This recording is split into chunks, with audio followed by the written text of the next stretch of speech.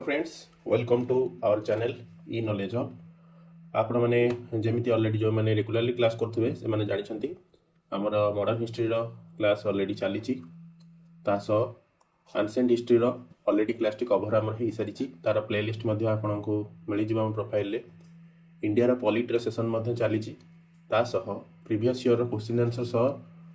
Weekly current affairs एवं आम गोटे नुआ जिनस ऐड करा कौन मंथली करंट अफेयर्स जोटा कि फेब्रुआरी मासर मंथली करंट अफेयर्स आप पाइपर आम चैनल हिस्ट्री पॉलिटी दीटा जाक वन बाय वन अलरेडी चली पैरेलली तो जो पीडीएफ गुड़िक आपरे आमर टेलीग्राम चैनल लिंकटा आम देचु आप जॉइन करेंगे जदि आपड़ चाहते करंट अफेयर्स डेली आप बेसीस पाइबा चाहते ताले यही चैनल जॉइन हूँ टेलीग्राम सहित इंस्टाग्राम चैनल जॉइन हो पारे एठी आम शॉर्ट्स वीडियो गुड़िक पकाऊ न्यूज जो शॉर्ट्स गुड़िक थाए तासह जदि व्हाट्सएप रे जॉइन होगा चाहते ताले यही नंबर मत मेसेज करूँ मुझे चैनल लिंक देदेवी आप चैनल लिंक पाइले सबुठ प्रथम आप व्हाट्सएप रे पाइबे डेली करंट अफेयर्स तासह वीडियो सह जदि करंट अफेयर्स चाहते ताले इंस्टाग्राम रे जॉइन हो सारूँ तो आगू जो एग्जाम गुड़िक आसूँ ओपीएससी हो ओडब्ल्यूएससी हो कि OSSC हो कि टीचिंग एग्जाम गुड़िक आम मैंने बहुत सारा इनिशिएटिव स्टार्ट करूँ तो वन बाय वन सब जिन आप आगू आसूँ तो आज आम स्टार्ट करवा डेरी नक आमर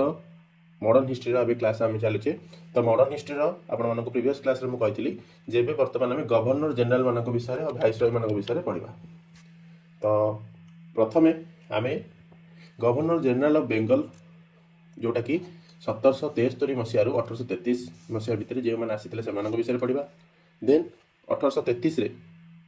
गवर्नर जनरल ऑफ बेंगल को करागला governor general of India then 1857 जो आमर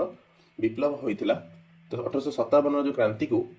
गवर्नमेंट ऑफ इंडिया एक्ट 1857 जो 1858 आसला एठी कौन करागला ब्रिटिश क्वीन अंडर को आसीगला पूरा शासन टी सी ए बर्तमान गवर्नर जनरल ऑफ इंडिया कि गवर्नर जो जनरल ऑफ बेंगल न रखिकी एवं बर्तमान भाइसरय को अपॉइंटमेंट करागला तो सहीटा आमर 1858 रु जेपर्यंत आम भारत स्वाधीनता न होता से पर्यंत आमर भाइसरय ही नियुक्ति करा जाउथला तो लास्ट भाइसरय आमर किए थे आपन जानते लॉर्ड माउंट बेटन तो याद आपण मानक आगुआ गोटे जिन कही दूसरी बहुत सारा याद इनफॉरमेशन अच्छी जो आपको पीडीएफ टी पाइबे बट तादू आम पढ़ार अच्छी जो गुड़िक आम एग्जाम पर्सपेक्टिव इंपोर्टाट जेहेतु आम नोट्स तैयारी करूँ तो नोट्स तैयारी कला बेले आम बहुत सारा जिन तादर इनक्लूड करूँ किंतु ता माने नुहे जे जदि समसामयिक यदि किसी घटना घटुची केवल से जिन मार्क करूँ बट ताकू एते डेप्थ रे पढ़ा दरकार ना आपण तो एबे आम स्टार्ट करवा प्रथमे fast governor general of Bengal किए थे तो सीए गवर्नर ऑफ बेंगल कारण गवर्नर जनरल पोस्ट आसला से बेंगल आसला वारेन हेस्टिंग्स आसते किंतु फास्ट जो गवर्नर थे आप रॉबर्ट क्लाइव विषय अलरेडी पढ़ी रॉबर्ट क्लाइव जो आसुँच बेंगल को प्रथम ऑक्यूपाई कर battle of Plassey battle of Buxar दीटा जाक बैटल या 1757 1764 दीटा जाक इंपोर्टेंस आम देखी then governor general of Bengal Warren Hastings विषय के पढ़ले जिते आम आंग्लो मैसूर वार विषय देखिले आउ आंग्लो मराठा वार विषय देखिले then first governor general of India थे विलियम बेंटिंग एगुड़ी मन रखते चारिटी पार्ट जो मार्क कर शब्द इंपोर्टाट आ फास्ट भाइस रही लॉर्ड कैनिंग और लास्ट भाइस जमी आपको लिखी माउंट बेटन थे लास्ट थे तो ये आम स्टार्ट करवा बैकग्राउंड तो बैकग्राउंड कौन ना जिते ईस्ट इंडिया कंपनी भारत को आसला प्रथमे से क्या नजर पकड़े बेंगल नजर पकड़े तो बेंगल नजर पकड़े जमीक आप स्टोरी मुझे कही 1757 1764 बैटल ऑफ बक्सर है बैटल ऑफ प्लासी आग 1757 देन बैटल ऑफ बक्सर है 1764 जो कि बेंगल को टोटाल ऑक्यूपाई करागला ये पोस्टा क्या दिगला से टाइम गवर्नर ऑफ बेंगल जी कि थे रॉबर्ट क्लाइव किंतु रेगुलेटिंग एक्ट जो आसला 1773 अच्छा ये आपण मैंने जो विषय गुड़िक पढ़े ये बहुत सारा एक्टर आप देखिए जमीक 1773 रेगुलेटिंग एक्ट चार्टर एक्ट 1833 तो एगुड़िक एत बहुत सारा जिन गवर्नमेंट ऑफ इंडिया एक्ट 1935 तो जेगुड़िक सब एक्ट गुड़िक या पर चैप्टर जोटा आसो या पर टॉपिकटा आम सब शब्द एक्ट विषय आने सब तक एक्ट कौन था तार इंपोर्टेंट पॉइंट गुड़िक कौन था तो आज यदि सब जिन डिस्कसन करवा तो एगुड़िक टी लेंदी होटा मेमोराइज हवार कैपेसिटी मैंने अधिक से फोर्स करा पड़ो तो से आम आज केवल डिस्कसन करवा जो सब गवर्नर जनरल था इंपोर्टेंट पॉइंट कि भाइस रही इंपोर्टेंट पॉइंट किंतु ଯେତେବେଳେ ଚାର୍ଟର ଆକ୍ଟ ଆସିଲା ଯେତେବେଳେ ରେଗୁଲେଟିଂ ଆକ୍ଟ 1773 ଆସିଲା ସେଠି କ'ଣ ହେଲା ନା ଗଭର୍ଣ୍ଣର ଅଫ୍ ବେଙ୍ଗଲ ଯୋଉଟା ଥିଲା ସେଇଟାକୁ ଚେଞ୍ଜ କରାଗଲା କ'ଣ ଗଭର୍ଣ୍ଣର ଜେନେରାଲ ଅଫ୍ ବେଙ୍ଗଲ। ତ ଗଭର୍ଣ୍ଣର ଜେନେରାଲ ଅଫ୍ ବେଙ୍ଗଲ ଯୋଉ କରାଗଲା ସେଇଟା କ'ଣ ହେଲା ନା जो 3टी आम प्रोविंस था गोटे बेंगल प्रोविंस गोटे बॉम्बे प्रोविंस और गोटे मैड्रास प्रोविंस एक्चुअली कौन गवर्नर जनरल ऑफ बेंगल जो पोस्ट बाहर या द्वारा कौन है ना एम सब्सिडियरी रही सब्सिडियरी मैंने अंडर रही गवर्नर जनरल ऑफ बेंगल को बेसी प्रायोरिटी दिया देन चार्टर एक्ट 1833 जो आसला या अंडर कौन कराला गवर्नर जनरल ऑफ बेंगल को कराला गवर्नर जनरल ऑफ इंडिया। तो गवर्नर जनरल ऑफ इंडिया कराला तापर जमी स्टोरी कहली 1857 रिवोल्ट पर कंपनी रूल टी आबोलिस्ट हो गला। तो कहला जो डायरेक्ट ब्रिटिश क्राउन अंडर में बर्तमान आसीगला से गवर्नमेंट ऑफ इंडिया एक्ट 1858 पास है तले ये जो ना टी चेंज होगा कौन गवर्नर जनरल ऑफ इंडिया को वाइसरॉय ऑफ इंडिया। तो वाइसरॉय डायरेक्ट अपॉइंटेड है क्या द्वारा ब्रिटिश गवर्नमेंट द्वारा कारण जो आप स्टोरी पढ़ुंट जदि आम 1757 आरंभ करिया ब्रिटिश ईस्ट इंडिया कंपानी माने जितियार पोजिशन टी स्टार्ट हो 1757 रु बैटल ऑफ प्लासी युद्ध जो कर प्रथम देन 1757 देखिए 1857 पर्यंत यही जो 100 वर्ष ये 100 वर्ष हूँ कौन ब्रिटिश ईस्ट इंडिया कंपानी आमको शासन कर आगू बढ़ी आप जानीपर देन कौन हो 1857 रिवोल्ट हो तो रिवोल्ट जो हो एठी कौन हो ब्रिटिश ईस्ट इंडिया कंपानी पाखर पावर पड़ो तो यहाँ गोटे ईस्ट इंडिया कंपानी मैंने गोटे कंपानी पाखे सब पावर रोच आइसोलेट पावर रोच तो ये कौन है 1857 जो क्रांति है तो एवं कौन कला 1947 मसीहा पर्यंत अराउंड 90 इयर जब कह ये 90 इयर कह शासन क्या पाक पड़ेगा डायरेक्ट ब्रिटिश क्राउन पाक ब्रिटिश गवर्नमेंट पाक तो ब्रिटिश गवर्नमेंट मैंने ब्रिटिश क्राउन भी क्राउन कहींपारे कारण से राजा ही प्रथम माने सब ऊपर थे। तो ये बर्तमान आम गवर्नर जनरल मान समस्त ना देखा प्रथम आसुँच Lord Warren Hastings then Lord Cornwallis then Sir John Shore Lord Wellesley Sir George Barlow Lord Minto Lord Hastings Lord Amherst Lord William then कहबा Lord Metcalfe Lord Auckland Lord Ellenborough Lord Hardinge Lord Dalhousie आउ Lord Canning last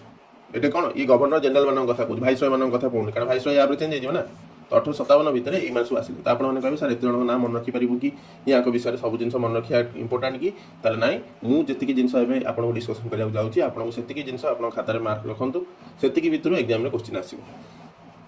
कि PDF आप पाए PDF बहुत details जिन mention होती आपको किसी जिन overlook करेंगे। तो यहाँ सब्सिडियरी अलायंस विषय आपको ऑलरेडी पढ़ाई तो सब्सिडियरी अलायंस विषय पढ़ाइबार रीजन कौन ना फास्ट तो आसुँच वारेन हेस्टिंग फास्ट 1773 1750 कारण यहाँ पूर्व जो रॉबर्ट क्लाइव थे से गवर्नर ऑफ बेंगल थे बट आम विषय पढ़ुचे गवर्नर जनरल ऑफ बेंगल। तो governor general of Bengal start है पोस्ट टिके 1774 मसीह जोटा कह रेगुलेटिंग एक्ट 1773 मसीह आरंभ तो यहाँ टाइम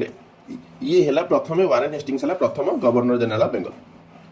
यहाँ विषय जो मेंशन करवा आम यहाँ टाइम कौन कौन होता से जानवर अच्छी बट सी कौन कौन कर काम से बेसी आम इम्पोर्टाट। तो आमेंडिंग एक्ट जोटा 1781 मसीह आसला से टाइम आसला तो यहाँ टाइम जो आसला आमेंडिंग एक्ट 1781 कौन गवर्नर जनरल इन काउंसिल आ सुप्रीम कोर्टर पावर को डिफाइन करागला ये 1781 पावर आमेंडिंग में। देन पीट्स इंडिया एक्ट आसला पीट्स इंडिया एक्ट कौन है ना डबल गवर्नमेंट जो फाउंडेशन ब्रिटिश इंडिया तो यहाँ गोटे फाउंडेशन ये पीट्स इंडिया एक्ट आसला। तो मुझे कहली ये एक्ट गुड़िक एवं आप इंपोर्टाट नुहे मुझे या पर क्लास टी आनी एक्ट गुड़िक विषय से सब डिस्कसन करदे। यहाँ काम कौन प्रथम है 1772 मसीह वारेन हेस्टिंग्स कौन कले डिस्ट्रिक्ट दीवानी अदालत को एस्टाब्लीश कले जब कह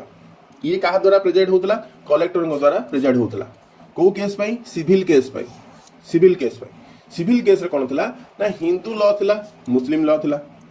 तो एमाने कौन कले ना हिंदू लॉ क्या अप्लाई हम हिंदू मानी मुस्लिम लॉ अप्लाई हम क्या मुस्लिम मानी यहाँ सी गोटे इंपोर्टाट काम डिस्ट्रिक्ट दीवानी अदालत यहाँ बहुत इंपोर्टाट पॉइंट। तो इंपोर्टाट पॉइंट मत लगुच गोटे कलर करदे आपण मान बेटर हम तो इंपोर्टाट जतक मुझे रेड कलर मार्क कर दूसरी। देन यहाँ टाइम कौन है यहाँ टाइम फास्ट मराठा वार होता मराठा मैंने डिफिट होता है ट्रिटी ऑफ सालवाई कथा ऑलरेडी पढ़ाई सारी। देन सेकेंड आंग्लो मैसूर वार भी यहाँ टाइम हैदर अली डेथ ये टाइम आ टीपू सुल्तान सहित कौन ट्रिटी ऑफ मैंगलोर भी साइन ये होता। देन रोहिला वार जोटा कि ब्रिटिश सपोर्ट करथिला ब्रिटिश सपोर्ट करथिला नवाब अवध को अवध जोटा एक्चुअली अवध भी आम कहू आम अवध विषय पढ़ी battle of Plassey battle of Buxar time तो अवध को ठीक आनेक्सेशन ऑफ रोहिला खंड में बर्तमान नवाब अवध को सपोर्ट करते किए वारेन हेस्टिंग सपोर्ट करथिले। तो यांको भीतर यदि पॉइंट आपण मन रखार अछि एटा हला मेन हला प्रथम सी गवर्नर जनरल ऑफ बेंगल प्रथम सी हेतिले आ डिस्ट्रिक्ट दीवानी अदालत को सी फॉर्म करथिला। हिंदू लॉ एठी कोडिफाई कराइथिला कलेक्टर प्रेसिडेंट करथिले कलेक्टर आ हिंदू लॉ लागुथिला हिंदू मानक पे अप्लाइड होथिला मुस्लिम लॉ मुस्लिम मानक पे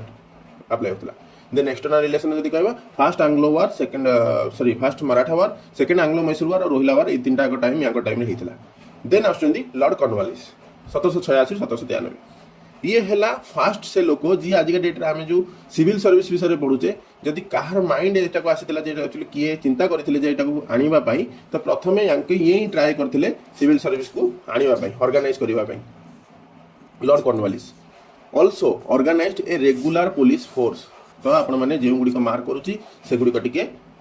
मन रखंतु। पुलिस सिस्टम कौन थिला पुलिस सिस्टम रे जो जमीदार आगुरु जो थिले जमीदार मानक एक्चुअली आगुरु पुलिस ड्यूटी सब दिया होतला ये कौन कले तळे पुलिस रेगुलर पुलिस फोर्स कर देला जमीदार मानक ये सब जिंस रे किछि काम रहला कि नाही। एसपी सिस्टम जो एसपी आगे सुपरिटेंडेंट ऑफ पुलिस हमें कहउचे से टाइम रे हेड ऑफ द डिस्ट्रिक्ट बर्तन अपॉइंटमेंट से टाइम रे करा गला। Modernized old Indian system of thanas in a district under a daroga. तो जो आज का डेट रे हम जो सिस्टम देखुचे एटा काहे टाइम रे लॉर्ड कॉर्नवालिस का टाइम रे आछि। देन आसीबा परमानेंट सेटलमेंट एक्ट को जी आनी सी भी है लॉर्ड कॉर्नवालिस। तो आपण मानकु एटा को आगु को मध्य पढेबे तले रेवेन्यू सिस्टम विषय रे स्ट्रक्चर को पढेबु से टाइम रे मध्य आपण गेरा पढाबो। किंतु एतिकी आपण मन रखंतु परमानेंट सेटलमेंट माने ब्रिटिश वर्तमान कोन कहउची ना जमीदार मानकु पावर दे दोजी जमीदार हेरिडिटरी से जमीटा जदी जमीदार अछि तले ता पुओ ही जमीदार हबो। तो ये टाइप रे चलिबो किंतु तमरो जो मनकर 11 भाग कलेक्शन हैला 11 भाग रु 10 भाग एमाने देबे काहाकू ब्रिटिश को गोटे भाग देबे निज पाखरे गोटे परमानेंट माने ये माने डिक्लेयर करदेले जे एतिकी रेवेन्यू हमको दरकार। तो या फल कौन हम जदि तुम न दे पार आपण मन प्रश्न आसु जदि से न दे पारे जदि न दे पारे ये जो जमी खंडटी अच्छे जमी खंडटा किए नहीं जीव ब्रिटिश नहीं जीव। तो यहाँ है आमर बैकग्राउंड परमानेंट सेटलमेंट एक्ट तो परमानेंट सेटलमेंट एक्ट को टिके मन रखि था। देन आसीबा forbid company service servants for accepting bribes आउ present and indulging in private trade. तो ये टाइम रे आपण माने ऑलरेडी जानि थिबे जे ए जो कंपनी रो सब सर्वेंट माने अछन सर्वेंट माने कोन जो माने क्लर्क हिसाब रे आसी थिबे भारत को से माने कोन होथिबे ना से माने ब्राइब एक्सेप्ट करथुले तास जो लोकल रूलर माने थिबे किमा लोकल जमीदार माने से माने तांको कोन दोथुबे किछिटा प्रेजेंट दोथुबे ता बदले से तांको किछि फायदा दोथुबे ता सहित प्राइवेट ट्रेड मध्ये करथुले। एटा मध्ये आपन जतले मु रॉबर्ट क्लाइव को विषय पढिथिल से टाइम रे कहिथिली रॉबर्ट क्लाइव ए टाइम रे माने तांको टाइम रे बहुत ही प्राइवेट ट्रेड माने इन्वॉल्व थिला आ बहुत ही माने वन टाइप ऑफ जो कहंती हमरो पैसा वाला बहुत ही पैसा वाला होगी जाइए तले इंडिया रे शासन करसाला परे। देन कॉर्नवालिस कोड से कौन करथिले ना सेपरेशन ऑफ रेवेन्यू आउ जस्टिस एडमिनिस्ट्रेशन। तो प्रथमे यांकर जदि प्रथम कॉर्नवालिस कोड विषय आपण देखिबे कॉर्नवालिस कोड से मेंशन करछे रेवेन्यू आ जस्टिस एडमिनिस्ट्रेशन को एमन कोन सेपरेट करछंती आ कलेक्टर को पावर दिया होची रेवेन्यू पाई विथ नो मैजिस्ट्रियल फंक्शन दिया होनी कलेक्टर को केवल दिया ड्यूटी कोन रेवेन्यू को कलेक्शन करबा पाई।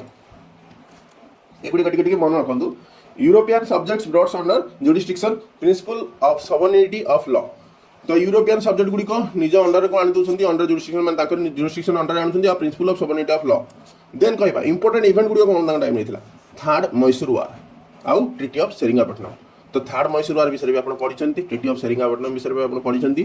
थर्ड मैसूर वार कहा टाइम रहतो एटा टीपू सुल्तान को सहित होतबो आ ट्रीटी ऑफ सेरिंगापट्टनम आपण ऑलरेडी पढिछंती। देन कहबा संस्कृत कॉलेज को एस्टैब्लिश करा होची बाय जोनाथन डंकन। एटा आपण मन रखंतु एटा मैक्सिमम टाइम एग्जाम रासे कोठी को कॉलेज एस्टैब्लिश हैला गुडी को भारी माने क्वेश्चन बहुत ही इंपोर्टेंट कहि परिबा। देन चार्टर एक्ट 1793 एटा एते इंपोर्टेंट तांका टाइम रास्ते लाबिले मन रखियाटा।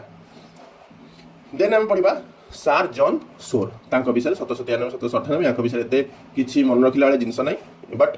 ये हैला जदी एक्स्ट्रा आपण मन रखिजंदी फास्ट सिविल सर्वेंट जे की गवर्नर जनरल हेतिले बैटल ऑफ खारदा एटा हेतिला निजाम आउ मराठा भीतर 1795 वर्ष रे टाइम रे आ policy of non intervention with India डॉलर। तो ये इंटरवेंशन पॉलिसी को अप्लाई करनथिले सर जॉन सोर।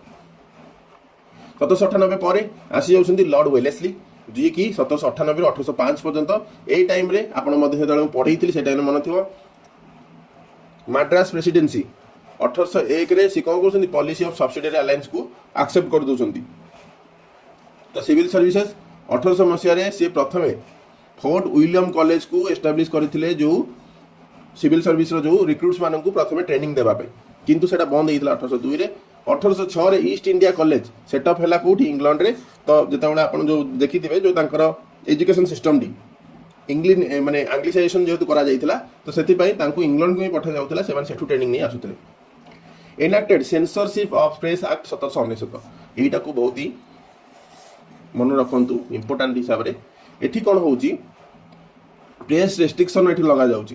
कोन पई कारण French invasion of imposed war time press माने रेस्ट्रिक्शन इंक्लूडिंग प्री सेंसरशिप। तो ए टाइम रे यांकर फ्रांस सहित भी अनबन चलथिला तो ये सेति पई प्रेस रेस्ट्रिक्शन लगैथिले विथ प्री सेंसरशिप। देन कहबा फोर्थ आंग्लो मैसूर वार जोटी शेष हो जाउची सब जिंस टीपू सुल्तान को डेथ हो जाउची। देन कहबा सेकंड आंग्लो मराठा वार एठी टिके बुल अछि लेखाटी सेकंड आंग्लो मराठा वार जोटी की भोंसले आ होलकर डिफीट होइछंती आ पेशवा बाजीराव साइन करछंती पेशवा बाजीराव दुई साइन करछन ट्रिटी ऑफ बासेन इन 1802 जो माने क्लास करिना प्रीवियस क्लास करंतो एडो सब बुझी परिबे सेति पई क्लास स्ट्रक्चर टी एमिति करा जाई जेमति कि आपण क्लास रे बुझी परिबे नेक्स्ट क्लास रे कोन पढावा को जाउची। Wellesley followed the policy of subsidiary alliance. Ruler of allying Indian status was to accept permanent stationing of British forces. तो यहाँ आपको मध्य पढ़े जे ए टाइम रे तले टीपू सुल्तान को डेथ हो जाउची आउ उडयार डायनेस्टी रे जतबे गोटे राजा को बसा होउछ सेठी कोन करा होउची जो सब्सिडियरी अलायंस किछटा टर्म थिला बे वर्तमान ताको एक्सपांड करा जाउची जे वर्तमान कोन करा होउची ना ब्रिटिश फोर्स को मध्य एठी रखा जीवो। Posting of British resident at the court not to employ any European without British approval. जो माने क्लास करना प्रीवियस क्लास को देखिबे लास्ट सेतबेले आंग्लो मैसूर वार शेष होउची ताले से टाइम रे आपण देखिबे सब जिंस ऑलरेडी हमें माने पढी सारी already. Not to negotiation with any other Indian ruler without governor general approval first. तो एठी कोन हला जो सब्सिडियरी अलायंस करा हितला एटा वर्तमान रूलर माननको गोटे टाइप रो कहबा तांकू केमती तांकू अंडर रे आनिबा ब्रिटिश माननको अंडर रे आनिबा एटा ही तार काम थिला। देन कहबा sir George Borlaug sir George Borlaug आसिले 1805 1807 2 वर्ष पय आस्तिले। ए टाइम रे भेलोर म्यूटिनी आइतिला जोटा कि रिलीजियस सेंटिमेंट को हट करा जाइतिला इंडियन सिपाही मानकर जे कि से टाइम रे कमांडर चीफ जे थिले मद्रास रे से किछटा पास माने ऑर्डर पास करथिले जोथरे कि तांकर ड्रेस स्ट्रक्चर को चेंज करिया पई हिंदू मानन को प्रोहिबिट करा आइतिला जे तांकर तिलक लगै परिबेनी मुस्लिम मानन को आइतिला तांकर दाढ़ी काटिया पई। तो एकुडी सब जिंस जो गुडी होइतिला एटा जिंस हला कोन माने one type of quasi religious sentiment को हट करितिला जा पे भेलोर म्यूटिनी आइतिला। Policy of non intervention with princely state try to for restoration of peace with Scindia और होलकर। तो एगुडी कहते इंपोर्टेंट नहीं बट एटा आपण मन रखंतु यांका टाइम रे म्यूटिनी एट भेलोर 1806 रे हितिला। रीजन टिके मन रखंतु मद्रास रे जे कमांडर इन चीफ सी एक्चुअली एमति किछटा इशू करथिले जोथि पई कि इंडियन सिपाही मानकर सॉरी एटा ओ सिपाही मानकर सेंटिमेंट हट हितिला।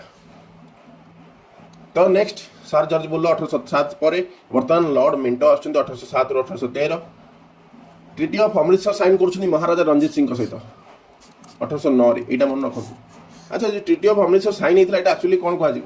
यहाँ महाराज रंजीत सिंह को माने कहवा गोटे टाइप रो यूज करने जो अमृतसर को one type of buffer state use करने यूज होता है जो ट्रिटी कौन पाई ना से टाइम रे नेपोलियन बोनापार्ट ता सह रशिया ए दी जनांकर नजर थिला कहा भारत को इनक्लूड माने पशिबा पई। अच्छा यदि पशि था को पट बसतांते पशिथिले नॉर्थ वेस्टर्न जो बाउंड्री जेमती कि हमर आगुरु ही ऑलरेडी भारत को जे आसे से नॉर्थ वेस्टर्न बाउंड्री देखि आसीबो। तो नॉर्थ वेस्टर्न बाउंड्री अछि किए पंजाब अछि पंजाब राजा के महाराज रंजीत सिंह जदि आक सहित संपर्क ये खराब प्रक्रिया ब्रिटिश खराब करिवो ताले महाराज रंजीत सिंह जदि नेपोलियन बोनापार्ट और रशिया को कहा भी को गोटे सपोर्ट कर दो ताले ब्रिटिश ईस्ट इंडिया कंपनी रो सेतबेले धूली चाटी देबो कारण सेतबेले नेपोलियन बोनापार्ट हो किबा रशिया हो माने बहुत ही बड़ बड़ एम्पायर को हरई दउतले। तो से ये सहित आगुआ गोटे पीस ट्रिटी साइन कर देते। Then charter act 1813 time sign है यहाँ जदि एत क्वेश्चन आसोनी क्या टाइम आसाला स्टिल। नेक्स्ट टाइम पढ़िया लॉर्ड हेस्टिंग्स वारेन हेस्टिंग्स अलग लॉर्ड हेस्टिंग्स अलग यहाँ टी सब मन रखु। वारेन हेस्टिंग्स फास्ट आसते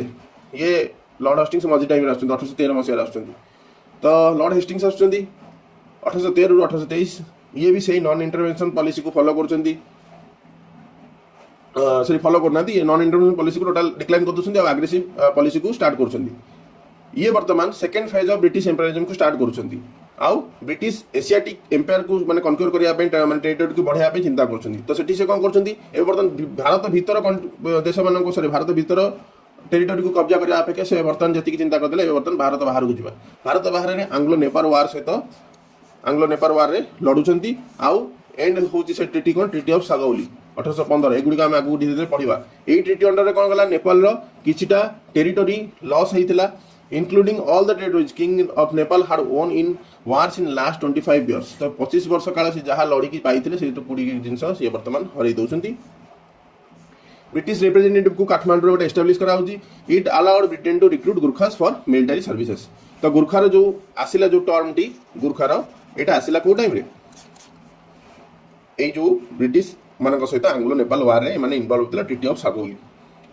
देन थर्ड और लास्ट आंग्लो मराठा वार या टाइम रे हेतिला सप्रेशन ऑफ पिंडारी मानक स्टोरी मध्ये आपन को मो ऑलरेडी कहि सारी देन या पर आछुंदी लॉर्ड आमहेस्ट जेतला आछुंदी 1823 1828 5 वर्ष पई ये वर्तमान आंग्लो बर्मीज वार को चालुचंदी 1824 1826 पर्यंत जोठी की ट्रीटी ऑफ यान्दाबो साइन होची 1826 रे फर्स्ट आंग्लो बर्मीज वार एटा के मन रखथांतु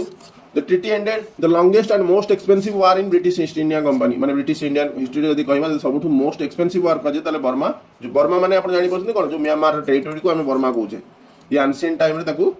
सॉरी माने ता पुराना ना तला थिला बर्मा ए वर्तमान हम ताकू म्यांमार कहूचे तो ता सहित तले लड़ी थिला एटा सबठु एक्सपेंसिव वार हेतिला 15000 European Indian soldier were killed together with an unknown number of Burmese the campaign cost was very huge तो जेमती कहले आपण इकोनॉमिक क्राइसिस सहित माने हमें बहुत सारा लोकन को हरैथिलु अकॉर्डिंग टू ट्रीटी बर्मा तले एग्री हैला कोन ना सी टेरिटरी को जो आसाम मणिपुर राखाइन स्टेट जोटा कि आराकान नाम जे पढुचे एगुडी को मध्ये करंट अफेयर्स मध्ये आउची तानिथाई जोटा को तेनाश्रीम कहउची coast of south Salween river एगुडी को सब तक वर्तमान दे दोची कहा को ब्रिटिश को बट कॉस्ट बहुत ही हाई पे करा जाइथिला माने कह जिवो pay an 1 million pound in 4 instalment तो से टाइम रे बहुत ही बड़ा अमाउंट कह जाय पारे तो एतिकी देले एतक टेरिटरी देथिले बट ब्रिटिश एठी बहुत लॉस भी फेस करिछि देन कहबा Barrackpore mutiny of 1824 eighty time रे हेतिला एटा हेतिला कोन बैरकपुर रे माने बेंगल जो बैरकपुर अछि सेठी कोन हला ना ब्रिटिश ऑफिसर को अगेंस्ट रे किछिटा इंडियन सिपोई जो मानथिले से माने माने कोन कल तांगर वॉइस को रेज करथिले तो एटा हला बैरकपुर म्यूटिनी स्टोरी 1824 रो एटा को मध्ये हम तळे करंट अफेयर्स सॉरी हम तळे चालीबा फ्लोर रे तळे चालीबा हिस्ट्री रो पूरा पेज बाय पेज हम से भी डिस्कशन करिया तले म्यूटिनी को डिस्कशन करिया बैरकपुर म्यूटिनी रो इंपोर्टेंस भी पढिया बट कहा टाइम रे हेतिला एटा की मन रखतांदु देन कहबा siege of Bharatpur happened December 1825 January 1826 एटा को एते इंपोर्टेंट नुए बट स्टिल भी टिके मुंडर रखिता देन कहबा लॉर्ड विलियम बेंटिंग यांको विषय रे हम गोटे पढिबार अछि कारण जदि कहबा सोशल रिफॉर्म जेमति कि प्रोहिबिशन ऑफ सती 1829 और elimination of thugs by captain Sleeman in 1830 तो ए दीटा को बहुत ही इंपोर्टेंट पॉइंट ताब जदि सबटो इंपोर्टेंट कहबा prohibition of sati then made English the medium of higher education यांकर विषय बहुत ही आगो हम सेति पय कहि देले ये बहुत ही इंपोर्टेंट क्लास 6 परठू एठी इंपोर्टेंट एठी कोनोसी क्लास कथा में एठी मेंशन करा दरकार नै बट रिकमेंडेशन काहाटू मिलतिला लॉर्ड मैकेले मिनिट गोटे पब्लिश हेतिला जोठरे कि इंग्लिश को हायर एजुकेशन मीडियम करिबा पई रिकमेंडेशन मिलतिला आ एटा को मध्ये लॉर्ड विलियम बेंटिंग को राजी हेदिले देन कहबा फीमेल इन्फेंटिसाइड को तास्त चाइल्ड सैक्रिफाइस को सप्रेस करथिल तो एटा बहुत ही माने बड़ पदक्षेप नहीं कह गले विलियम बेंटिंग देन कहबा चार्टर ऑफ एक्ट ऑफ 1833 मध्ये पास हेतिला जोठी कि ये गवर्नर जनरल बेंगल जोटा थिला कि सेटा गवर्नर जनरल ऑफ इंडिया को चेंज हो जाउची then raja of Mysore was deposed and territories of kingdom were annexed Mysore जोटा राजा अग्रु दिया हेतिला वर्तमान राजा को वर्तमान कढाई कि वर्तमान मैसूर को मध्ये किंगडम करा माने अनेक्स कराउची अनेक्स ऑफ कैचर जयंतिया कूर्ग एगुडी को मध्ये माल एडमिनिस्ट्रेशन चार्ज लगे या को मध्ये अनेक्स करा हेउची then formation of Agra province हो 1834 में एरा सब तांको टाइम रे कोन कोन हेतिला से गुडी को सब तो हमर याद रे मन रखिया किछ नै हम जति कहली जेमती फीमेल इन्फेंटिसाइड हो चाइल्ड सैक्रिफाइस को केमती सप्रेस करथिले प्रोहिबिशन ऑफ सती करथिले देन कहबा इंग्लिश को एजुकेशन को हायर एजुकेशन ने मध्ये कराइथिला लॉर्ड मैकेले मिनिट पब्लिश हेतिला सेटा को मध्ये रिकमेंडेशन को निजे अप्लाई हमने करथिले एजुकेशन सेक्टर रे देन प्रैक्टिस ऑफ सती विषय रे किछटा मेंशन अछि एटा आपन को extra point practice of sati first banned in Goa 1515 रे बाय कहा द्वारा बाय पोर्तुगीज मानकर द्वारा that was not much prevalent there this evil practice was banned by Dutch and French also in Chinsurah और पोंडिचेरी तो एक एक्स्ट्रा पॉइंट जदी केतेबेले आपन डेथ रे क्वेश्चन आसीबो तले आपन टिके एटा को मन रखथांतु पोर्तुगीज 1515 टाइम प्रथम गोवा रे ताकू बैन कर दोछंती किंतु डच और फ्रेंच मध्ये चिंसुरा हो कि पोंडिचेरी माने डच रो जोटा कहबा इंपोर्टेंट सिटी थिला चिंसुरा और फ्रेंच रो कहार थिला फ्रेंच रो पोंडिचेरी तो ये दीटा जाक ए जगह रे बंद मध्ये करछंती तले ब्रिटिश परमिटेड इनिशियली प्रथमे आग ताकू परमिशन दोथिले किंतु तापरे बैन करा जाउची सिटी ऑफ कलकत्ता रे 1798 मसिया रे किंतु ऑब्वियसली एटा जोरा सब छोट छोट गां एरिया हो रूरल एरिया हो सेठी मध्ये चलीथिला 1812 रे राजा राममोहन राय जे कि प्रथमे तांका वॉइस उठैथिले सती प्रथा एगेन्स्ट रे निजर सिस्टर इन लॉ को से प्रथमे फोर्स करथिले माने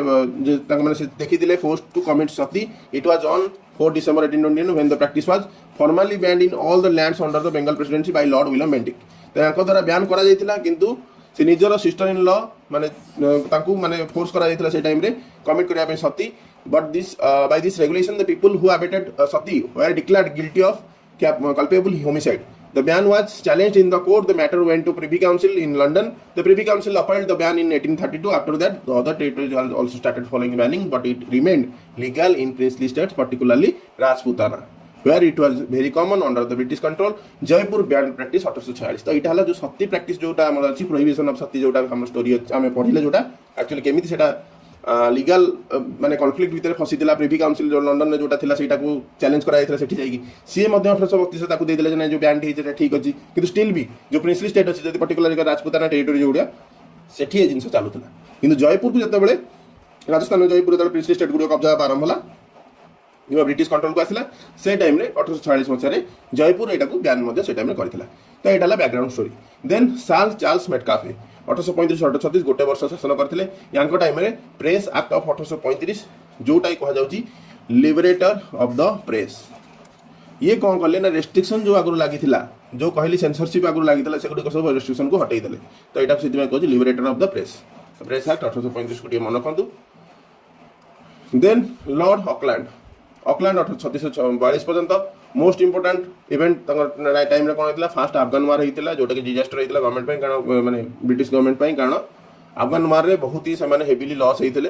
देन कहबा lord Ellenborough 1842-1844 annexed Sindh province in British 1843 मसिया रे तो सिंध प्रोविंस को जदी कि अनेक्स करथिले तले इटाला का टाइम रे लॉर्ड एलेनबर्ग को टाइम रे 1843 मसिया रे first governor general of India to be recalled define the order of the court of directors of East India Company तो ये कोर्ट ऑफ डायरेक्टर जोटा कि ईस्ट इंडिया कंपनी रो गोटे माने कहया बॉडी तेटा को मध्य से डिफाइन करथिला तांकर लॉ टाकू then Indian slavery act 1843 pass हितला एटा इंपोर्टेंट आपन में which outlawed any economic transaction associated with the slavery thus slavery was abolished तो एटा को स्लेवरी को abolished करैते द इंडियन स्लेवरी एक्ट 1843 जो टाइम के लॉर्ड एलेनबर्ग को टाइम रे होइतला देन आछंती लॉर्ड हार्डिंगे वन जदि कहबा 1844-1868 यांको टाइम रे फर्स्ट एंग्लो सिख वार हितला 1845 मसिया भितरे आ ट्रीटी ऑफ लाहौर 1846 मसिया रे हितला issued order for prohibition of female infanticide तो ऑलरेडी जोटा चलीथिला सी मध्ये एटा को इश्यू करथिले इन्फेंटिसाइड को suppression for the practice of human sacrifice along the खंड ट्राइब्स ऑफ ओडिशा तो एटा को टिके मन रखंतु खंड ट्राइब्स ऑफ ओडिशा को ह्यूमन सैक्रिफाइस जो होतल ताकू बंद करथिले कि लॉर्ड हार्डिंगे ओडिशा पर्सपेक्टिव रे एटा इंपोर्टेंट सॉरी देन आसिले लॉर्ड डालहाउसी जा विषय में ऑलरेडी बहुत सारा जिनस पढ़ीचे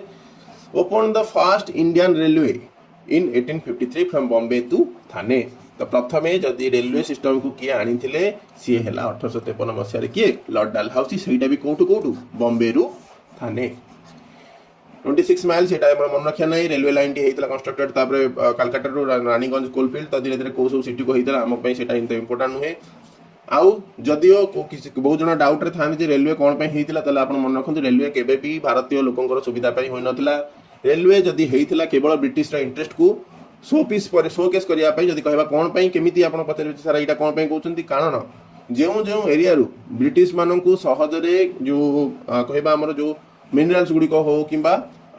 जो कहबा हमें कोन रॉ मेटल्स गुडी को हो एगुडी को जते बळे जो टाइम आनी पारु नथिबे इजीली से जगह रे ही से माने कॉरिडोर तैयारी करंती रेलवे करंती जा फळ कोन ट्रेन ने से माने याको बोही की नेबे देन बॉम्बे हो किबा जोठी सो पोर्ट गुडी को पोर्ट सिटी रे ताकू नै की कोड की जिवे ब्रिटिश एरिया को जोटा ब्रिटिश टेरिटरी को यूनाइटेड किंगडम को सेठी इंडस्ट्रियल रेवोल्यूशन ऑलरेडी हे जाइथिला सेठी कोन हो सब जो मॉडर्न फैक्ट्री गुडी को सेठी रॉ मेटल्स गुडी को ताकू तैयारी करिवे फाइनल गुड्स से पुणी आउथरे भारत को आनिया भारत रे जो जिंस को 10 टका रे किनिथिबे एटा को वर्तमान 1000 टका रे किबा 2000 टका रे बिकिबे तो एटा हला तांकर माने कहबा थिंकिंग देन टेलीग्राफ लाइन को फास्ट जदी एस्टैब्लिश करथिले कि 1857 मसिया रे कोलकाता टू आग्रा सी भी हला लॉर्ड डालहाउसी टेलीग्राफ और टेलीग्राम भितरे डिफरेंस अछि तो टेलीग्राफ अलग जिंस जोटा कि से टाइम रे थिला टेलीग्राम हम जोटा यूज करछे सेटा एक एप्लीकेशन तो एटा गोटे समस्त के मध्य डाउट थाए इंट्रोड्यूस्ड डॉक्ट्रिन ऑफ लैप्स आउ captured Satara Jaipur Sambalpur Udaipur Jhansi Nagpur through it Kota the doctrine of lapse द्वारा डॉक्ट्रिन ऑफ लैब्स एटा ही कज हम कौन 1857 क्रांति। तो ये ही लॉर्ड डालहाउसी से जो पोतिकी जाइए मंजीटा को सेटा हम 1857 सिपाही म्यूटिनी किंबा क्रांति आम जोटा कहे फास्ट जदि कहबा इंडिपेंडेंस मूवमेंट। तो यहाँ स्टोरी जोटा कि यहाँ ही एक्चुअली इश्यू होता डॉक्ट्रिन ऑफ लैब्स को। तो यहाँ पढ़िया डॉक्ट्रिन ऑफ लैब्स जब कह जो मैंने अडॉप्टेड चाइल्ड जब कहार अच्छा से मानु ना एक्चुअली रियल रूलर मैंने ब्रिटिश मानु ना तो सी ऑक्यूपाई करते यहाँ मैंने सर्ट ऑफ स्टोरी जब आम जो पढ़ा यहाँ पूरा विषय को आम डिटेल्स पढ़ा आउ क्यों क्यों टर्म ये राजा मान गढ़ा जाता यहाँ देखा झांसी रानी विषय हो संबलपुर कहीं नहीं ये सब जिन आम पढ़ा जाऊे नेक्स्ट क्लास जो आसो। अंडर डॉक्ट्रिन ऑफ लैब्स जमी कहली जदि कौन डायरेक्ट हेयर ना हेयर माने कौन डायरेक्ट कौन पु पिला छुआ ना जदि अडॉप्टेड अच्छी यहाँ क्या ब्रिटिश आनेक्सेशन करदेव। देन पोस्टल डिपार्टमेंट तो मैंने जब कह डालहाउस टाइम बहुत ही माने स्ट्रक्चर गोटे पूरा स्ट्रक्चरल चेंजेस आसला तो से मन रखु। फास्ट पोस्टेज स्टाम्प इंडिया जब इश्यू होता सिंधे 1852 मसीह सिंधे डॉक ता ना। Then before lord Dalhousie military boards were charge in construction of public works hence civilian works were completely neglected by the military board. A separate public works department जोटा PWD department आज के डेट में कौन है क्या time settlement है Lord डालहाउसी time में। तो बहुत ही से कहली बहुत ही भल जिन भी है बहुत ही खराब जिन भी है बट आम सब जिन को मन रखार अच्छी। इरिगेशनल वर्क्स बहुत ही time roads bridge government buildings ए time highly trained engineers were brought from England to supervise the work of construction. Many bridges and canals were constructed and also the construction of grand trunk road was also taken off। तो एगुड़ी टिके आप मन रखु डालहाउसी time बहुत ही माने important structure Gudi build होती। आउ all ports of India were declared free. The harbour of Karachi Bombay Calcutta were developed lighthouses were constructed. The lighthouse जो हार्बर गुड़ी जो गुड़ा से टाइम सब डिक्लेयर फ्री कराई time. All the sea trade was captured by English merchant who had power and resources. The commercial reforms of Dalhousie spoiled the Indian trade and economic condition of Indians became miserable। तदी कहबा एठी एठी कोन एटा लेखिया reason कोन हला ना आपण कहबे एठी तो भलो भलो जिंस हला किंतु ई भलो जिंस तो कहा पर्सपेक्टिव रो करा जाउची ये सब निज पर्सपेक्टिव रो करछन। रेलवे हो टेलीग्राफ हो पोस्ट ऑफिस हो ये रोड गुड़ी हो ये सब क्या तैयारी कर आपण मान कि आम मान जो पूर्वपुरुष थे ना ये सब तैयारी कर से ब्रिटिश मान ए बर्तमान कोस्टाल रीजन जो सब कम गुड़िक बर्तमान से छड़ी दूसरे लोक मान जो र मेटेरियल्स गुड़िक जो आम तैयारी करवा 1000 टकर सी जो फैक्ट्री तैयारी 800 टकर बिके कहार फायदा हम ही फायदा हम आमर तो लॉस हम ना। तो इकोनॉमिक कंडीशन आम बहुत ही खराब होता 1857 मसीह डालहाउसी एत सारा स्ट्रक्चरल चेंजेस गुड़िक नहीं आसले फल आम बहुत लोकर इकोनॉमिक कंडीशन खराब होता और ट्रेड और कमर्स क्षति होता। Dalhousie special contribution was the construction of engineering college at Roorkee. Roorkee रे इंजीनियरिंग कॉलेज प्रथम करथिला and in other presidency he thus ranks as father of technical education. Father of technical education as distinct from the professional education in India. तो professional education जो आगुरी थिला बर्तमान से कौन फादर ऑफ टेक्निकल एजुकेशन को माने से फोकस दौरान। देन चार्टर एक्ट 1853 पास होता 1856 रे रिलीजियस डिसेबिलिटी एक्ट पास होता जोटा कि प्रोटेक्ट करुच्ची कौन इंडिविजुअल मान को कन्वर्टेड फ्रॉम हिंदुइज्म। तो रिलीजियस डिसेबिलिटीज एक्ट यहाँ 1856 मसीह साइन होता कि पास होता क्या यहाँ प्रोटेक्ट क्या करुच्ची civil rights of individual converted from Hinduism माने हिंदुइज्म रु जो माने कन्वर्ट होती सिविल राइट्स को कौन कराया माने प्रोटेक्ट करने यहाँ तैयारी माने वर्तमान कौन हो ये वन टाइप ऑफ ब्रिटिश मान बायसनेस देखूँ ना जदि मनकर गोटे पिला हिंदू अच्छी सी तापर चेंज हो गला कौन धर्म को मुस्लिम हो सिख हो सहीटा बापार अधिकार अच्छी फादर जदि कहवा जे ये से पिला कौन कर तेज पुत्र पिला डिक्लेयर कर कि कौन संपत्ति दब ना किंतु ब्रिटिश बर्तमान कौन कला रिलीजियस डिसेबिलिटी एक्ट रे कौन कराला ना बापा न चाहिए भी बापार देव प्रॉपर्टी से जब चेंज हो मुस्लिम हो कि सिख हो ताकू दिया यहाँ गोटे बहुत ही नेगेटिव पॉइंट कारण माने यहाँ जब कह माने रिलीजन माने रिलीजियस कन्वर्जन को यहाँ बेसी माने कौन कह उसका आवाज दौची। Then second Anglo Burmese war 1852 मसीह annexation of lower Burma occurred during his tenure. Second Anglo Sikh war भी टाइम नहीं जो annexation of Punjab from Maharaja Dilip Singh. Then Kohinoor demand जो टाइम था ब्रिटिश को पाखु पड़ाई ये टाइम किंगडम ऑफ आवाज एनेक्स्ट होता टाइम बहुत ही डिटेल्स मेंशन है जमीक आपको कि रेड कलर जो गुड़ा मार्क कर मन रखु मिलिटरी हेडक्वार्टर एस्टाब्लिश होता ब्रिटिश ऑफ इंडिया सिमला से time. Then in 1854 woods education despatch जोटा आम कहे Magna carta of education system western education system माने एजुकेशन सिस्टम रे वेस्टर्नाइजेशन केमती एठी हेइचे एटा उड्स एजुकेशन डिस्पैच रे आपण देखिबे आगु जतले क्लास आसीबो एजुकेशन सब sector reform गुडिको Ishwar Chandra Vidyasagar effort आज फल रिमैरेज ऑफ विडोज यहाँ लिगलाइज होता विडो रिमैरेज एक्ट 1856 तो यदि कहवा डालहाउस विषय बहुत ही इंपोर्टाट पॉइंट अच्छी जो गुड़ी आपको रेड कलर मार्क करती से मन रखते बाकी जिन गुड़ी आप मन रखिले चलो देन एवं आसवा भाइसरय कारण मुझे कहली 1857 क्रांति पर एवं बर्तमान लॉर्ड कैनिंग आसुँच फास्ट भाइसरय होगी तो डालहाउस अलरेडी से जो मंजिटी पोती दे जाइए से ही एक्चुअली 1857 क्रांति इवल्व हम तब लॉर्ड कैनिंग जो आसुँच भाइसरय कर आउ ये तीनटा यूनिवर्सिटीज को एस्टाब्लिश कर कलकत्ता मद्रास बॉम्बे एठी कहीं कर कौटी करना कारण तीनटा जगह कौन था प्रेसिडेंसी था ये तीनटा जगह था प्रेसिडेंसी तो जो तीनटा प्रेसिडेंसी था ये तीनटा जगह प्रेसिडेंसी करागला कलकत्ता माने बेंगल तो बेंगल मद्रास बॉम्बे ये तीनों जगह प्रेसिडेंसी एस्टाब्लिश कराला तीनटा यूनिवर्सिटीज देन लॉर्ड कैनिंग पर आसले Lord John Lawrence 1864 1869 Bhutan war या time establish of high court जोटा कलकत्ता एस्टाब्लिश होता है बॉम्बे मद्रास तो कलकत्ता बॉम्बे मद्रास एस्टाब्लिश होची high court then Lord Lytton आसुँच 1876 1880 वर्नाकुलर ट्रेक्स एक्ट आउ आर्म्स एक्ट ये दुईटा आसूँ 1878 मसीह देन क्वीन विक्टोरिया आजिम द टाइटल ऑफ काइजर इ हिंद और क्वीन एम्प्रेस ऑफ इंडिया यहाँ मन रखता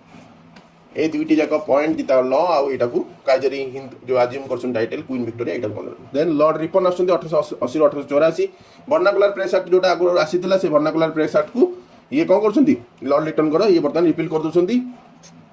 देन फास्ट फैक्ट्री एक्ट को ये टाइम एस्टाब्लिश हो माने ए टाइम रे आसुजी government of resolution on local self government जोटा आज के डेट रे हमें कहूचे लोकल सेल्फ गवर्नमेंट कोटा म्युनिसिपैलिटी जा पंचायत को एटा को रिजोल्यूशन गोटे आनी on self local self government then the Ilbert bill जो कंट्रोवर्सी होता है time Hunter commission on education यहाँ इंपोर्टाट 1882 मसीह तो ये जो कमिशन गुड़ी आसूसी या विषय एजुकेशन रिफॉर्म गुड़ी पढ़ा आम से टाइम पढ़ा कारण ये टाइम पढ़ले आपको माने मन रखा डिफिकल्टी हो सेजन टी भी बहुत लेंथी हो लॉर्ड रिपन पर last lord Dufferin 1884 1888 third Anglo माने Burmese war Anglo Burmese war कहि परिबा establishment of Indian national Congress या टाइम सब इंपोर्टाट क्वेश्चन पचारि पारिबो जेतेबेले इंडियन नेशनल कांग्रेस प्रथम सेटअप हला 1885 मसीह से टाइम रे किए थिले वाइसरॉय से हला lord Dufferin then lord Lansdowne 1888 1894 second factory act आस्थिला इंडियन काउंसिल एक्ट 1892 आस्थिला एकर विषय किछि मन रखिया दरकार नै देन आसवा लॉर्ड कर्जन 1869 1905 एठी कोन होची दुरान कमिशन एठी एस्टाब्लिश होची दुरान लाइन जोटा आप पढ़े पर दुरान कमिशन एस्टाब्लिश होची appointment of police commissioner commission 1902 रे देन यूनिवर्सिटी कमिशन 1902 रे मध्ये अपॉइंटमेंट होची then Indian universities act partition of Bengal बहुत ही इंपोर्टेंट पॉइंट एटा जोटा 1905 मसीह पार्टीशन ऑफ बेंगल हैला जोटा कि एक्सट्रीमिस्ट आ मॉडरेट मन भितर माने जदी कहबा सबठु आरंभ होला एठी युद्धटी आपण एटा को मध्ये पढिबा गोटे आइडियोलॉजिकल वार जदी युद्ध माने हमें फिजिकल वार कहने एटा आइडियोलॉजिकल वार हितला एटा टाइम नहीं लॉर्ड कर्जन को द्वारा बेंगल डिवीजन जब आप सर्ट फॉर्म में पढ़े जोटा आम पढ़ुचे आज का डेट वेस्ट बेंगल आ बांग्लादेश ये दुईटा जाक मिसिकी ये दुईटा को कौन बेंगल तो बेंगल जो मिसिकी लॉर्ड कर्जन या टाइम या पूर्व जो हिस्ट्री पढ़ा जो देखा कौन ये आगुरी जो गवर्नर जनरल के भाइसरॉय मैंने आसले एम चिंता प्रथम धीरे धीरे आगे कौन कले एम हिंदू मुस्लिम मानक डिवाइड कर विषय चिंता कले आज का डेट जितेटा इश्यू होती भारत में हो कि भारत आखपाख कंट्री मानक जो भी इश्यू होती सब तैयारी ब्रिटिश मैंने जितेबाला एम देखिए हिंदू मुस्लिम मान भर डिविजन केमी करवा ना बेंगल टी अधारे डिविजन करदे डिविजन अधारे है केमती ना वेस्ट बेंगल जोटा रहा है हिंदू मेजोरिटी बांग्लादेश जोटा ईस्ट बेंगल से ईस्ट बेंगल डिविजन है यहाँ मुस्लिम मेजोरिटी तो से आप जानते हैं 1947 मसीह जो भारत स्वाधीनता है ईस्ट बेंगल आ सेपटे पाकिस्तान ये दुईटा जाक पाकिस्तान ही होता यहाँ वेस्ट पाकिस्तान कहला यहाँ कहला ईस्ट बेंगल जगह ईस्ट पाकिस्तान किंतु एटा आम कहर जो ईस्ट पाकिस्तान में जो आम बेंगली माने पीपुल मैंने अच्छा से भाषा को यूज करने चाहिए बट वेस्ट पाकिस्तान कौन कहला उर्दू भाषा को थोपिया चाहिए से माने चेंज हेले कौटी बांग्लादेश रे बांग्लादेश गोटे नुआ देश हिसाब से स्वाधीनता प्राप्त करुच्ची तो यहाँ स्टोरी जदि कहवा माने वेस्ट माने जो पार्टीशन ऑफ बेंगल को मोर शॉर्ट लाइन में कहली बट यहाँ आप डिटेल्स से पढ़ेबू आगू को गले देन लॉर्ड मिंटो एक आसते लॉर्ड मिंटो 2 आसुँच 1905 भाइसरॉय हिसाब से आसुँच स्वदेशी मूवमेंट या टाइम चली सूरत स्प्लिट 1907 मसीह अलरेडी हो जाए time establishment of Muslim league जोटा आगुरी एम चिंता करते टाइम ये सक्सेसफुल हो जाती मुस्लिम मानक नहीं गोटे लीग तैयारी करने then Morley Minto reform 1909 establish होची देन लॉर्ड हार्डिंग 2 आसुँच 1910 1916 annulment of partition of Bengal, then capital transfer from Calcutta to Delhi. Etah he important rank time रे आउ हिंदू महासभा एस्टाब्लिश होउछ 1915 मसिया रे. तो टिके टिके यांक भितरु बहुत ही अल्प जिंस अछि मन रखिया पई. तो स्टिल भी आपण टिके मन रखि दन यांक टाइम रे का टाइम रे कोन हेइतला. बट हम जेतले एगुडी को आपण मन रखिया दरकार पड़िबोनी काना जे ए इवेंट गुडा तले हम पढेबु सेटा में मध्ये पढेबु जे एक्चुअली से टाइम रे किए भाइस रही थिले. देन लॉर्ड जेम्स फोर्ड को टाइम में लखनऊ पैक्ट साइन होता. चंपारण सत्याग्रह टी होता. Government of India act 1919. Then Rowlatt act जोटा कि जालियानवाला बाग मैसाक्रे मध्ये टाइम रे 1919 मसिया. नॉन कोऑपरेशन मूवमेंट 1921 मसिया. खिलाफत मूवमेंट ए टाइम रे होता. देन मॉन्टेगू जेम्सफोर्ड रिफॉर्म भी ए टाइम रे होता. ये लॉर्ड जेम्सफोर्ड को ना रे. देन आसीबा लॉर्ड रीडिंग 1921 1926 चौरी चौरा जोटा कि नॉन कोऑपरेशन मूवमेंट रो लास्ट एंड रे होता. Chauri Chaura movement. Then withdraw of non cooperation movement, establishment of Swaraj Party, Kakori train accident action कहि परिबा. एगुडियो सब यांक टाइम रे हेइतला. यांक भीतर एते इंपोर्टेंट किछि नाही मन रखियार. लॉर्ड इरविन को टाइम रे मन रखियार अछि Simon commission. Simon go back रो नारा दिया हेइतला. तो एठी डेथ हो Lala Lajpat Rai. Then Butler commission. Nehru report 1928. Nehru माने ई को नेहरू? जवाहरलाल नेहरू नाही, मोतीलाल नेहरू. जो मोतीलाल नेहरू किए? जवाहरलाल नेहरू रो father. Then Lahore session of Nehru report. Motilal Nehru ji कि जवाहरलाल नेहरू फादर थे. लाहौर सेशन ऑफ कांग्रेस से पूर्ण स्वराज डिक्लेरेशन होता 1929 मसीह. से जवाहरलाल नेहरू थे पुओ जो मोतीलाल नेहरू को पुओ ये आसते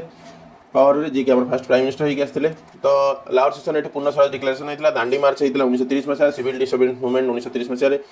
फास्ट राउंड टेबल कॉन्फ्रेंस 1930 मसीह. गांधी इम्पैक्ट 1931 मसीह होता जो कि सेकेंड राउंड टेबल बैठक में जावाई गांधीजी राजी होते.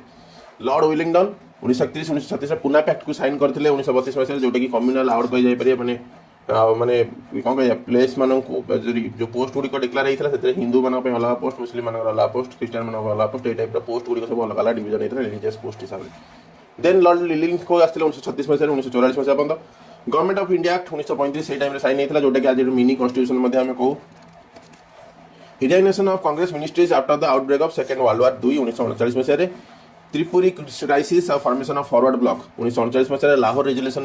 जोटा मुस्लिम लीग डिमांड करते गोटे सेपरेट स्टेट 1940 मसीह. यहाँ टाइम रे अगस्ट ऑफर माने गवर्नमेंट तरफ मिलता 1940 मसीह. जो then formation of Indian National Army 1941 मसीह एस्टाब्लिश होता. Cripps mission 1942. Then quit India mission movement 1942 मसीह. लॉर्ड वावेले 1944 1947 से मैंने लास्ट कहवा Rajagopalachari CR formula. Then Wavell plan, Simla conference, cabinet mission, direct action plan, announcement to end British rule in India by Clement Attlee 1947 मसीहा जो कि शेष हो जाउची ब्रिटिश रो rule. Then after last vice Roy Lord Mountbatten जो कि सी रेडक्लिफ कमिशन आणुछंती और इंडिया इंडिपेंडेंस एक्ट को मध्य पास करूछंती. और last viceroy of India एई सी मध्य भारत में रोच. इवन या इंडिपेंडेंस पर सी बहुत सारा पोस्ट रही है जमीक आर्मी पोस्ट सी रही. तो यहाँ हूँ आम जब कह आज सेसन टी टोटाल जितेटा viceroy, governor general of Bengal, governor general समस्त विषय में पढ़ले. एठी कौन है ना आपण मैंने भावुए युड़िक जो जिन गुड़ विषय सार कौन डिस्कसन कले कारण यहाँ ही आम हिस्ट्री सेसन युड़िक विषय ही पढ़ा. तो आम ओवरव्यू देदेलु केते जण याक थिले governor general Bengal, governor general आउ गुड़ाई जिन ऑलरेडी मार्क कर जो आम गवर्नर जनरल ऑफ इंडिया जो पढ़ा जाऊे कि गवर्नर जनरल ऑफ बेंगल पढ़ुले बहुत सारा जिन आम बुझीपारे एक्चुअली से सब जिन होता कारण आम जो पढ़ुले आंग्लो मैसूर वार कि आंग्लो मराठा वार कि बैटल ऑफ बक्सर कि बैटल ऑफ प्लासी से टाइम स्टोरी आम बुझीपारूँ. किंतु या पर कौन है जो टाइम आम जो विषय गुड़ पढ़ने से टाइम स्टोरी जो आम देखुचे से टाइम आप कन्फ्यूज थे. बट आशा करुँच जो क्लास टी आप हिस्ट्री क्लास टी कवर हम जमीक एंशिएंट हिस्ट्री क्लास कवर होती आशा करुँच कौन प्रकार डाउट तादर नमती मॉडर्न हिस्ट्री कौन डाउट आप पहुँचब ना ये तो मुझे तरफ मो तरफ गारंटी दूसरी. देन आपण जो मैंने जोड़ाक चाहते आम सहित यही चैनल जोड़ी हूँ जो आम टेलीग्राम चैनल या आम क्लास सरलार 1 to 2 days भितर आप पीडीएफ पाइबे. ये आप डेली करंट अफेयर्स पाँच रिल्स गुड़िक जो रिल्स माने जो सब न्यूज रिल्स गुड़िक आप पाँच.